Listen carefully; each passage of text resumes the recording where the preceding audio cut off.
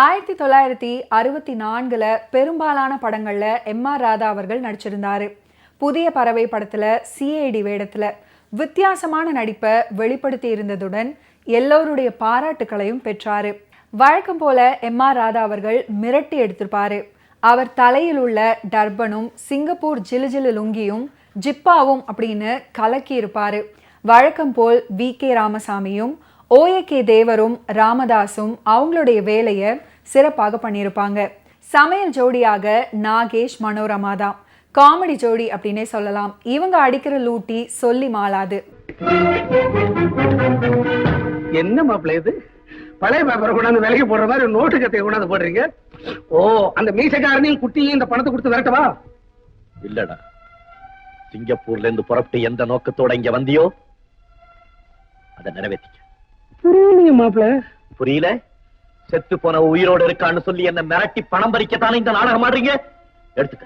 பத்தலைனா பீரோ நிறைய இருக்கு, எல்லாத்தையும் எடுத்துட்டு போங்க. பூரா நான் எடுத்துக்கிட்டா நீங்க என்ன செய்வீங்க மாப்பிள்ள? பிச்சை எடுப்பேன்டா, பிச்சை எடுப்பேன். லதா எனக்கு மனைவியா கிடைச்சிட்டா அவளோட ஒரு குடிசையில இருந்து காலத்து கடத்துவேன். உங்க தொல்லை இல்லாம இருந்தா போதும். ஏன்டா நிக்கிறேன்? அள்ளிக்க, ஆசிரியர் அள்ளிக்க. என்ன மாப்பிள்ள, பணத்து மேல அவ்வளவு பெரிய முழுவ நான் நினைக்கிறீங்க? அப்படின்னா உங்க சொத்து கூட நான் எப்பவும் எழுதி வாங்கியிருப்பேன். நான் கொஞ்சம் பண்பாடு உள்ளப்பேன். எனக்கு சித்தானுடைய வாழ்க்கை தான் பெருசு. ஆனா நீங்க பெரிய மனுஷன், பணத்தை எடுத்துக்கொண்டு சொல்லிட்டு எடுத்துக்கலாம். உங்க கௌரவத்துக்கு கொஞ்சம் கம்மியாகும். ஒரு 1000 ரூபாய் எடுத்துக்கிறேன். ரெங்கா, ஏண்டா என்ன சொல்றேன்? நான் உனக்கு என்னடா கெடுதல் செஞ்சேன்? டேய், நீ யாருன்னே எனக்கு தெரியாதடா. உன்னை முன்ன பின்ன கூட நான் பார்த்தது இல்லையே. இதப்பா, என்னுடைய வெளிவாழ்க்கையை தான் நீ தெரிஞ்சு வச்சிருக்க. எனக்குள்ள என்ன இருக்குன்னு உனக்கு தெரியாது. டேய், சத்தியமா சொல்றேன்டா, சித்ரா இறந்ததுக்கு அப்புறம் தான் நான் நல்லாவே இருக்கேன். யாருடைய அழிவுனால என் வாழ்க்கை நிம்மதியா இருக்கோ அவ உயிரோட இருக்கான்னு சொல்லி ஏண்டா என் உயிரை வாங்குற? உனக்கு இருதயமே இல்லையா? மாப்பிள்ள, நீங்க அழுதாலும் சரி சிரிச்சாலும் சரி, நானும் சித்ராவும் உங்களை விட்டுட்டு ஒரு இன்ச்சு கூட நவர மாட்டோம்.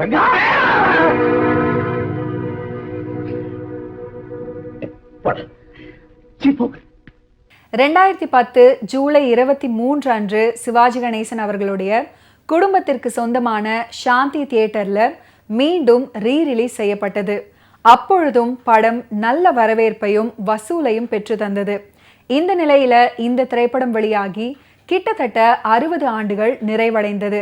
பாடல்கள்ல அப்போதே புதுமை பண்ணியிருப்பாங்க. எங்கே நிம்மதி பாடலுக்கு மட்டும் ஃப்ளூட், ஹார்ப், வயலின், கிளாரினட் அப்படின்னு 100க்கும் மேற்பட்ட வாத்தியங்களை பயன்படுத்தி இருப்பாங்க. சிட்டுக்குருவி முத்தம் கொடுத்தது, பார்த்த ஞாபகம் இல்லையோ, ஆஹா மெல்ல நடமெல்ல நட, உன்னை ஒன்று கேட்பேன் உட்பட பாடல்கள் அனைத்துமே வரவேற்பை பெற்றது. எனக்கு என்ன செய்யறதுன்னே புரியலையே. இந்த மாதிரி நேரத்துல நீ இல்ல எனக்கு ஆறுதல் சொல்லணும். புரியாம பேசுறீங்க. என் இதயத்தில் விழுந்த இடியோட அதிர்ச்சி இன்னும் என்னை விட்டு போகல. என் கனவுகளும் கற்பனைகளும் பயங்கரமான பேய்களா மாறி என் வாழ்க்கையை பார்த்து கை கொட்டி சிரிக்கிறேன். இல்ல, உனக்கு அந்த நிலைமை ஏற்பட நான் இடம் கொடுக்க மாட்டேன். கொடுத்துட்டீங்களே சார், நீங்க கொடுத்த இடத்துலதான் சித்ரா வந்து பூந்துட்டாரு. இனி யாருக்கு இங்க என்ன? நோ, இனிமேதான் உங்க பொண்ணுக்கு இந்த வீட்டுல நிறைய வேலை இருக்கு. லதா என் பக்கத்துல இருந்தாதான் அவளுக்கு போட்டி அந்தவளை நான் போக வைக்க முடியும். போதும் சார், ஏதோ நான் செய்த புண்ணியம். நிச்சயதார்த்தத்துக்கு முன்னாலே இந்த புயல் வீசிடுச்சு. கல்யாணம் ஆனதுக்கு அப்புறம் இப்படி ஆயிருந்தா என் பொண்ணோட கேட்டு என்ன ஆகுறது? மாமா, மாமா, இந்த உச்சரிப்பெல்லாம் வார்த்தை அளவுல தான் ரசிக்க முடியே தவிர வாழ்க்கையோட இணைச்சிக்க முடியலையே கோபால். இணைப்பேன். என் உயிரை கொடுத்தாவது லதாவை என் வாழ்க்கையோட இணைப்பேன். வெறும் பேச்சு. ஏமா நிக்கிற பிரபு? மாமா நில்லுங்க, நான் சொல்றது கேளுங்க. லதாவை நான் கல்யாணம் செய்துக்கிறதா முன்னையே ஒரு தடவை சொன்னேன். இப்பவும் அதை தான் சொல்றேன். நிச்சயதார்த்தம் நின்று போச்சேன்னு கவலைப்படாதீங்க. லதா தான் என் மனைவின்னு என் மனசுல நான் என்னைக்கே நிச்சயம் பண்ணிக்கிட்டேன். 2ஆம் தாரமா தானே? ஆனா முதல் தாரம் உயிரோட இருப்பான் நான் நினைக்கவே இல்லை. இப்பவும் நினைக்காதே. லதா, சித்ரா இறந்து போயிட்டா எனக்கு நல்லா தெரியும். இந்த ரங்க யாரோ சித்ரா மாதிரி இருக்கிற ஒருத்தைய கூட்டிட்டு வந்து இப்படி எல்லாம் கலாட்டம் பண்றான். இந்த ரங்க யாரு, எதுக்காக இப்படி செய்யறான்னு எனக்கு புரியவே இல்லை. லதா, மாமா, கொஞ்ச நாள் என் கூட இருந்தீங்கன்னா இவ சித்ரா இல்லைங்கிறத நான் நிரூபிச்சு காட்டுறேன். கொஞ்ச நாள் ப்ளீஸ். அவர் மேல எனக்கு நம்பிக்கை இருக்கு. கொஞ்ச நாள் இருந்துட்டு போலாம். ஈஸ்ட்மேன் கலர்ல திரைப்படம் வெளியானது. தன்னுடைய சாந்தி தியேட்டர்ல வெளியிட சிவாஜி அவர்கள் விரும்ப, அப்பொழுது சாந்தியில ராஜ் கபூருடைய சங்கம் திரைப்படம் ஓடிக்கொண்டிருந்ததால ராஜ் கபூரின் வேண்டுகோளுக்கிணங்க படத்தை வேறு தியேட்டர்ல வெளியிட சிவாஜி அவர்கள் முடிவு பண்ணியிருக்காரு. பாரகன் தியேட்டர் புதுப்பிக்கப்பட்டு அதுல ரிலீஸ் செய்யப்பட்டதாம் இந்த திரைப்படம். பாரகன்ல 100 நாட்களுக்கு மேலும், கிருஷ்ணா, சயானி ஆகிய திரையரங்குகள்ல 75 நாட்களுக்கு மேலும் திரைப்படம் ஓடி வெற்றி வாகை சூடியதாம். படம் நிறைவடைந்ததும் ஆரூர் தாஸ் அவர்கள் பெண்மையே நீ வாழ்க, உள்ளமே உனக்கு ஒரு நன்றி அப்படின்ற வசனத்தை சேர்க்க சொல்ல இயக்குனரும் அவ்வாறே பண்ணியிருக்கிறாரு. ஏனென்றால் சிவாஜி அவர்களுடைய ரசிகர்கள் அவர் நெகட்டிவ் ரோல்ல நடிக்கிறத ஏற்றுக்கொள்ள மாட்டார்கள் அப்படின்னு கருதி அந்த ஏற்பாடு நடந்துச்சு. படத்தின் வெற்றியை தொடர்ந்து தெலுங்குல சிங்கப்பூர் சிஐடி அப்படின்ற பெயர்ல டப் செய்யப்பட்டது. ஏன் கோபால், இது அவுக்கணும்னா ஆசை நிறைவேறும், அப்படித்தானே? ஆமா. ஏன் நினைச்சது நிறைவேறலன்னா துணிமுடிச்சனுடைய காலம் தொடரும். அப்பவும் நிறைவேறலன்னா லதா, கோபால், என் ஆசை நிறைவேறாது. அதனால்தான் இதை அவுத்துட்டேன். ஆமா, என்னை பொறுத்தவரை இந்த ஆசை மரம் பலன் கொடுக்கல. இல்ல தவறு, நான் அப்படி சொல்லியிருக்கவே கூடாது. எத்தனையோ பேருடைய ஆசைகளை நிறைவேற்றி வச்ச இந்த மரத்துக்கு என்னால ஒரு களங்கம் உண்டாயிடுச்சு.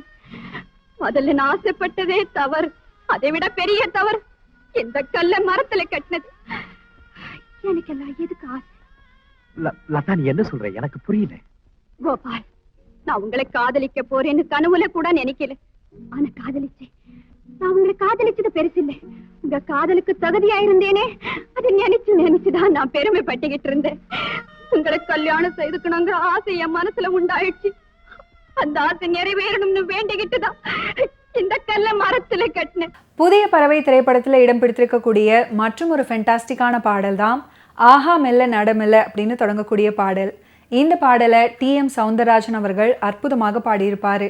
ஆஹா மெல்ல நடமே நீ என்னாகும், முல்லை மலர் பாதம் நோகும், உந்தன் சின்ன இடை வளைந்தாடும், வண்ண சிங்காரம் குலைந்து விடும். ஆஹா மெல்ல நடமே நீ என்னாகும்.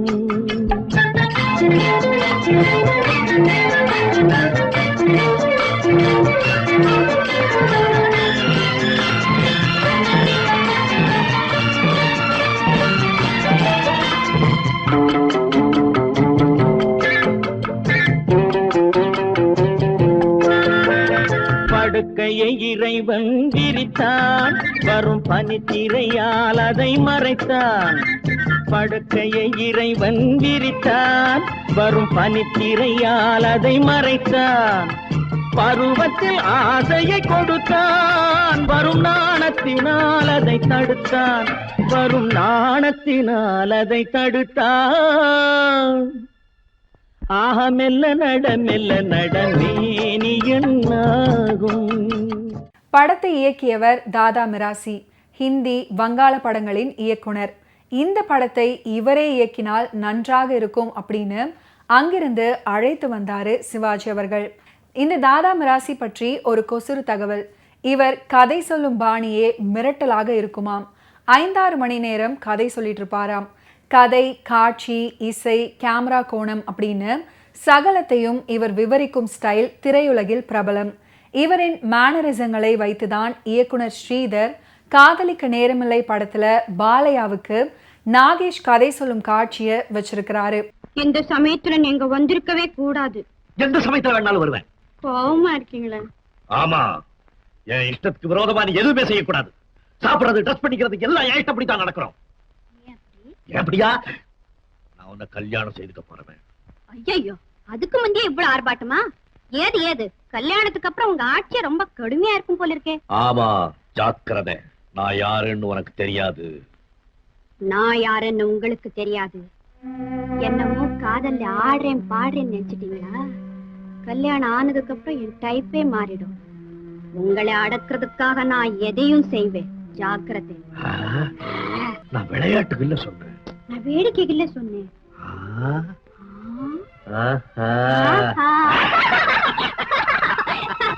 ஆமா, நீங்க இப்படி கோச்சுக்கிட்டீங்க? அதுவா, கல்யாணத்துக்கு பிறகு உங்ககிட்ட ஏதாவது கோச்சுக்க முடியாத சந்தர்ப்பம் வந்தா எப்படி கோச்சுக்கிறது? அதுக்காக தான் இப்ப ரிஹர்சல் பண்ணி பாத்துக்கிட்டேன். வேண்டாம். அப்படி ஒரு சந்தர்ப்பம் நம்ம வாழ்க்கையில வர வேண்டாம். ஆமா கண்ணு, நாம இப்படியே சிரிச்சுக்கிட்டே இருந்து காதலோட கௌரவத்தை காப்பாத்துவோம். அம்மா கண்ணு, போய் ட்ரெஸ் சேஞ்ச் பண்ணிக்கோங்க. அம்மா கண்ணு, நீங்க இங்கிருந்து போங்க. அங்க போய் ஒளிஞ்சு நோடுறேன்.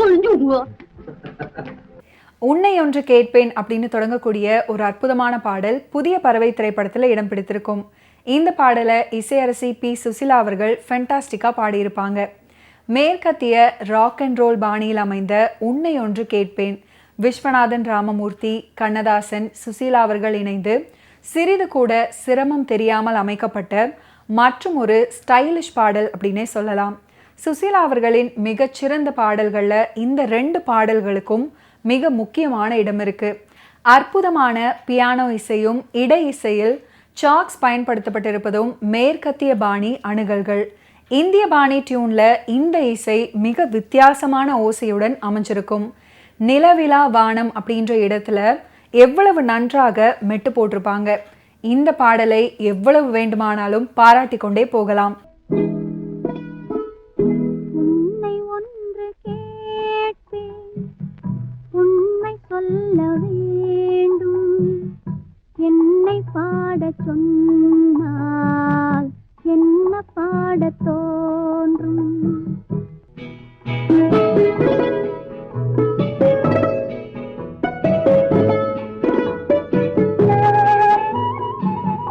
காதல் பாட்டு பாட காலம் இன்னும் இல்லை, காதல் பாட்டு பாட காலம் இன்னும் இல்லை, தாலாட்டு பாட தாயாகவில்லை.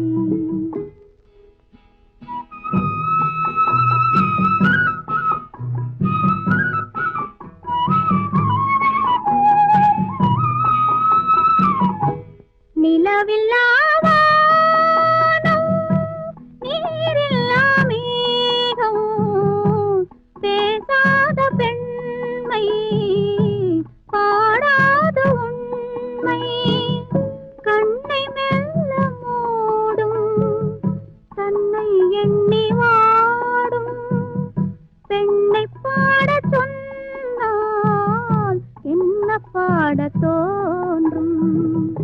உன்னை ஒன்று கேட்பேன், உண்மை சொல்ல வேண்டும், என்னை பாடச் சொன்னால் என்ன பாடத் தோன்றும், என்ன பாடத் தோன்றும்.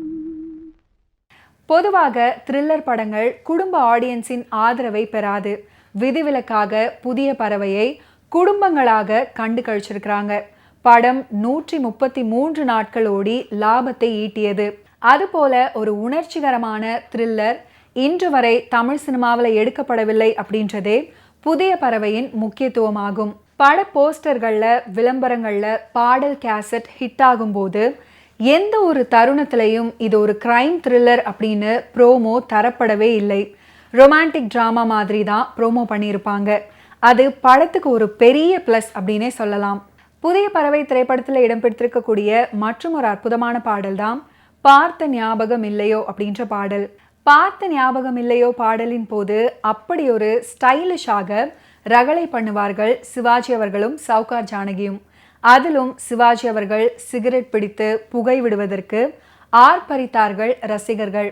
முக்கியமாக சிகரெட்டை இழுத்து புகையை விட்டுவிட்டு நாக்கை நீட்டி அதன் நுனியை மெல்ல ஒரு தட்டு தட்டி விட்டு மீண்டும் புகைப்பாரு சிவாஜி அவர்கள். தமிழ் சினிமாவின் ஸ்டைல் மன்னன் சிவாஜி அவர்கள்தான். மீண்டும் இந்த பாடல் வரும்போது, இன்னொரு சவுகார் ஜானகி அவர்கள் பாடும்போது அந்த பாடல் முடியும் வரை அமைதியாக இருந்துவிட்டு கடைசியாக இந்த பாட்டு உனக்கு எப்படி தெரியும் அப்படின்னு பொங்குவாங்களே. மொத்த தியேட்டரும் குதூகலிக்கும். சவுகார் ஜானகி சரிப்பட மாட்டார் அப்படின்னு இயக்குனர் கூற பிடிவாதமாக அவரையே நடிக்க வச்சாராம் சிவாஜி அவர்கள்.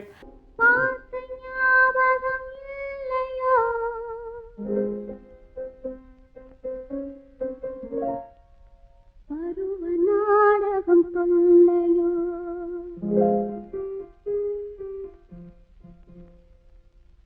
பார்த்த ஞாபகம் இல்லையோ, பருவ நாடகம் தொல்லையோ, வாழ்ந்த காலங்கள் கொஞ்சமோ, மறந்ததே என்ன நெஞ்சமோ, பார்த்த ஞாபகம்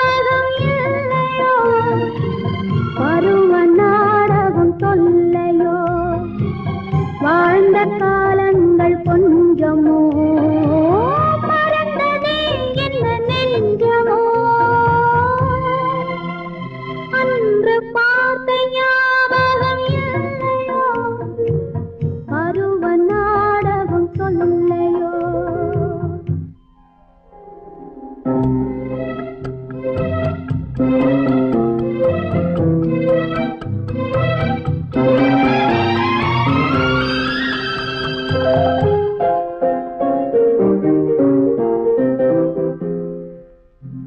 இந்த இரவை கேளது சொல்லும் அந்த நிலவை கேளது சொல்லும் உந்தன் மனதை கேளது சொல்லும் நாம் வாழ்ந்த வாழ்க்கையை சொல்லும்.